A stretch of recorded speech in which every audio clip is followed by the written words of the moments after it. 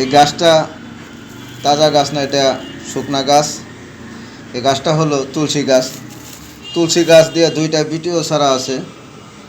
আজকে তুলসী গাছের বীজ নিয়ে আলোচনা করব। এই তুলসীর বীজ কিভাবে খেলে আপনাদের আকাঙ্ক্ষা বৃদ্ধি হবে, যৌন উত্তেজনা বাড়বে, সহবাসের টাইম বাড়বে, বীর্যরে গাঢ় করবে, শারীরিক দুর্বলতা দূর করবে। এই তুলসী খুব উপকারী একটা গাছ। এই তুলসী গাছ হিন্দুদের বাড়িতে থাকে, তারা এটা পূজা করে সকাল সন্ধ্যা।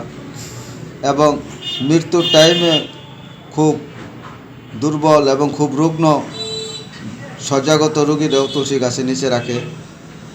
যাই হোক বন্ধু, এই তুলসী মহা উপকারী একটা গাছ। প্রত্যেকের বাড়িতে একটা তুলসী গাছ থাকা দরকার। এটা বিশেষ করে রেলেঞ্জাইটিস, ফেরেঞ্জাইটিস, কফ, কাশি, নিউমোনিয়া এসব খুব সুন্দর কাজ করে। আবার তুলসীর শিকড় ধ্বজভঙ্গর কাজ করে।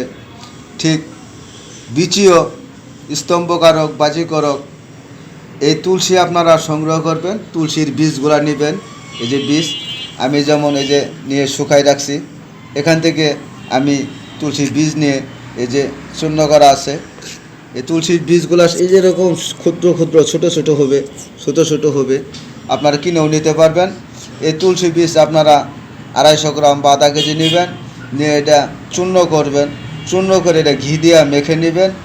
এরপরে কুসুম গরম দুধের সাথে আপনারা 1 চা চামচ করে সকাল সন্ধ্যা গরম দুধ দিয়ে খাবেন। যদি এভাবে নিয়মিত খেতে পারেন, যে বন্ধু সেক্স করতে পারেন না, যাদের আকাঙ্ক্ষা নাই এবং লিঙ্গ সহজ উত্তেজনাও হচ্ছে না এবং কয়েক সেকেন্ডে বীর্যপাত হয়ে যায়, তাদের জন্য খুব সুন্দর কাজ করবে। বন্ধু, ভিডিওটা ভালো লাগলে লাইক করবেন।